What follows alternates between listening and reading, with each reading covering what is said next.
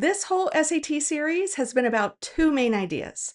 Number one, you don't need higher math to solve math problems on the SAT. And many times, that knowledge that you gained from higher math classes in school isn't even helpful. And that's because of reason number two, the SAT is a logic test, not a knowledge test. The test will take a very simple problem and dress it up in advanced looking clothing, not because the student needs advanced math to solve it, but because the test wants to see if the student will panic, reach for what comes to mind first, which is usually something from one of the harder math classes they're in. And the entire test is just designed like this. But that's where the students end up losing points. They waste time, they make mistakes, or they give up because they think the problem is too hard or above anything that they've ever learned. But the student who recognizes this type of problem in the SAT can solve it the easy way, and yes, there is an easy way, and move on. And that's the whole game. So I'm Daisy Luce. I help people build flexible, profitable online tutoring businesses by specializing in high demand niches, and SAT tutoring is one of the best ones out there. So let's talk about it. Here's what usually happens. The SAT shows a problem that looks almost like something from a higher math class, almost, but not exactly. And a strong student, a strong math student sees it and thinks, oh, I know this. This is that thing we're learning right now in Pre-Calc. So they start using the advanced technique to solve it from class, something they've seen in math class, but the problem doesn't quite match exactly what they remember and they end up getting stuck. Then they think they forgot a step. Then they burn 2 or 3 minutes trying to force the problem into the method that they chose. Meanwhile, the actual solution was much simpler. Usually, it's something like type it into the calculator. Let me just show you a problem so you can see what I'm talking about. Look at this problem. It looks like pre-cal, specifically like the unit circle, but harder. And that is exactly the trap. The SAT wants a student to see this and think, oh no, I need the unit circle or a trig identity or some formula I barely remember. Will your knowledge of the unit circle solve this problem? Yes. If it's strong enough and you understand the unit circle well enough, you can solve it by hand, of course, but it's going to take more time than the easy way. But let's look at it. How would you normally solve this problem if you were in math class? Well, first of all, you would have to even recognize this as a unit circle problem. So you'd immediately be thinking about all the things that you know about the unit circle, specifically with a 3 in the denominator. So the coordinates there, 1/2 root 3 over 2, but then you have other possibilities. We have 2 pi over 3 over here, 4 pi over 3 down here, 5 pi over 3. All right, but a student who just came out of pre-cal or is in it right now, yes, they will have this unit circle locked in quite well. So they'll have this all generated mentally. But that 92 pi over 3 isn't on the unit circle. It's too big. They usually don't have problems in math class that are that large, but a good math student would recognize, okay, well, I need to bring that down by subtracting out a full circle. And to subtract a full circle, I need a common denominator. And so I end up subtracting 6 pi over 3. But that didn't get me where I wanted to go. So now I've got to subtract another 2 pi or another 6 pi over 3. And then at that point, grab your handy dandy calculator because there's no way I'm going to keep doing that by hand if I even had done that already. I'm just going to keep subtracting 6 over and over again until it gets small enough. I'm down to 8 pi over 3. One more time, I'm at 2 pi over 3. Aha. 92 pi over 3 matches 2 pi over 3. Now I've got to get tangent at that spot. I've got to get the coordinates here. They are the same as the 1/2 root 3 over 2, except you have to adjust the negatives. And how do we get tangent? You'd have to remember it's the y over the x. Keep, change, flip. Those 2's cancel out. And finally, I find out that the answer is a negative root 3. How long did that take me? Even if I got that under the minute and a half allotment that I'm shooting for per question on the test, I still just wasted a lot of time on that problem that could have been solved so much faster if I had remembered the way you learn this in geometry. Because if I don't apply the harder math and I come all the way back to geometry, do you know how students learn how to do this in geometry? Remember, this is the first time they're seeing any of this usually, and we are just teaching them how to type it into the calculator. And so that's what we would do.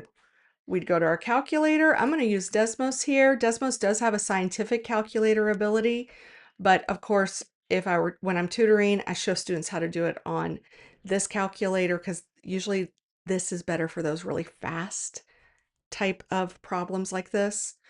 I want to make sure I'm in radian mode, which on Desmos automatically is. Again, this is a good time on the TI-84 to review with students the different modes between radian and degrees, because they will need that. And then I'm just going to type tan of 92 pi over 3. I get negative 1.73. Let me compare that to what root 3 is. And I left off the negative, but I didn't need it, just to compare that the decimals are the same. How much faster was that? 5 seconds? 10 maybe, because I was talking at the same time? So much easier not to apply the knowledge you have from a higher math class unless you are super fast, super on fire. I have had students like that.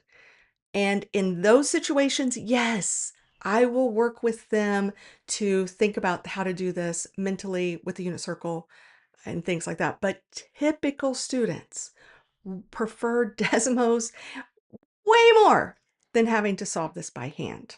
Okay, here's another example. This one also is in that same kind of SOHCAHTOA range, but this one looks really challenging. I've got these weird constants going on. Well, first of all, I'm going to ignore the constant. I'm just going to assume P is a 90-degree angle. And if I look over here, all three of them would add up to 180 without any of the constants.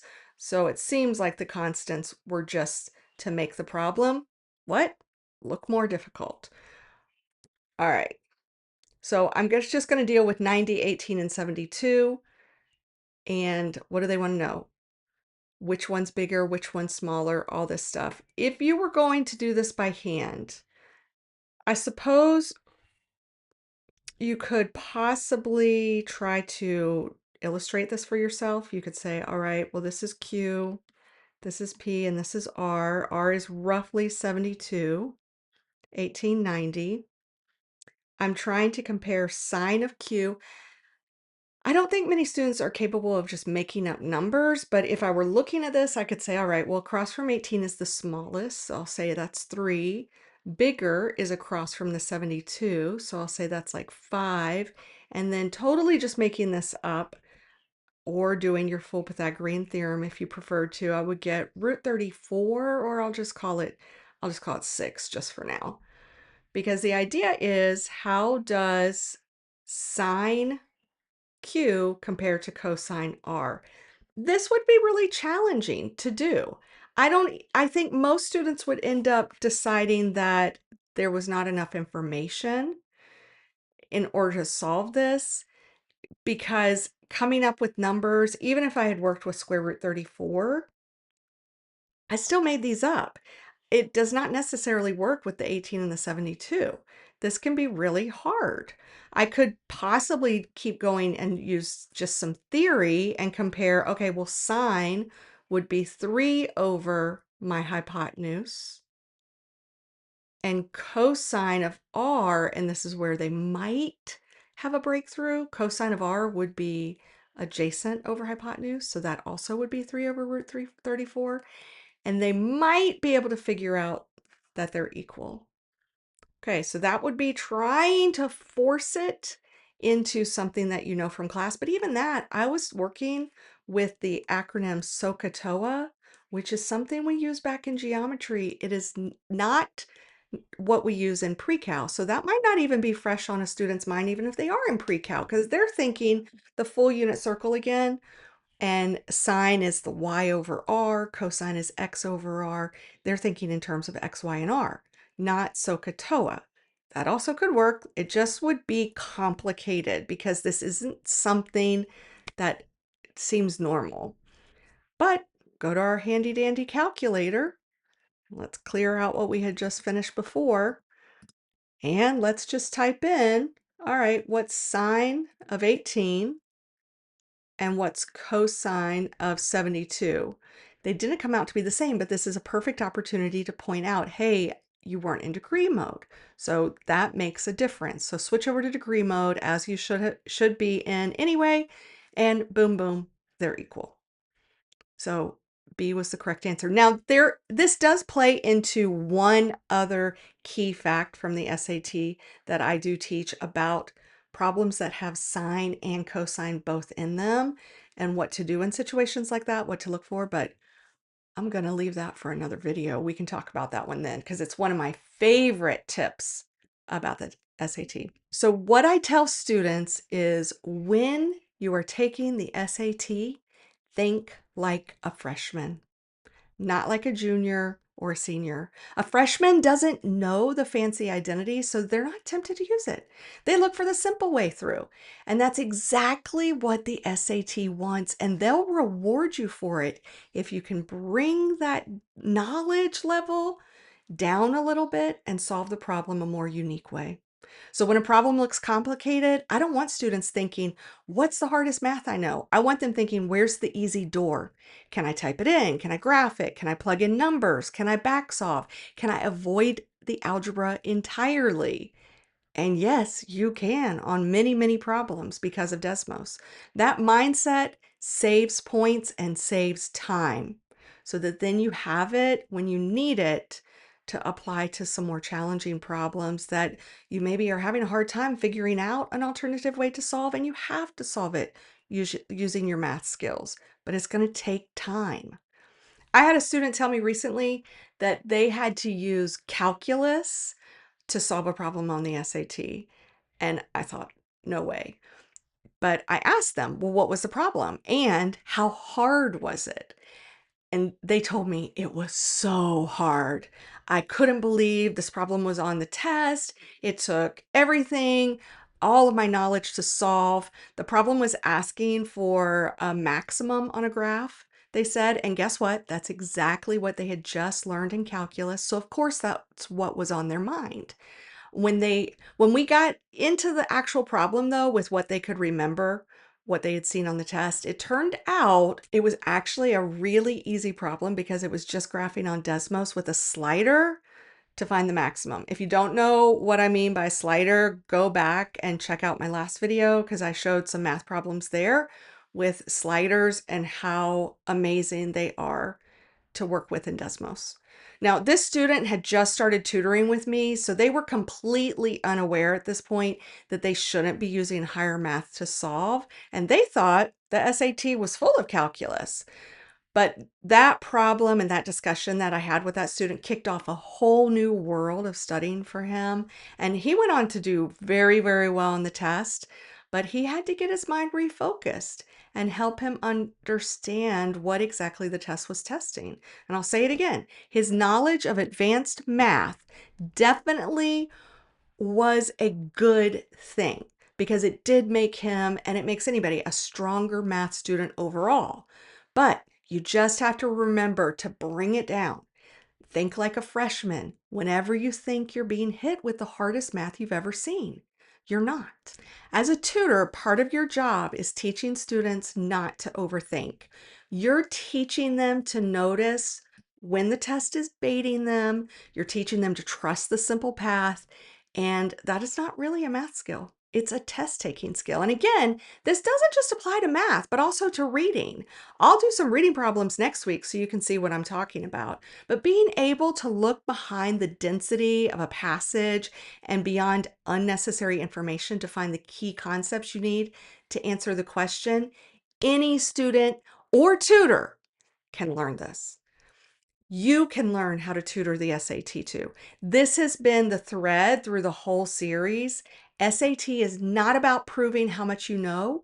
It's about reading what the question is actually asking and choosing the fastest, reliable path and thinking outside the box. All right, that's it for this week. Next week, like I said, I'll switch over to some reading problems that look super hard and high level, but you already know where this is going. They're just not. Until then, happy tutoring, friend.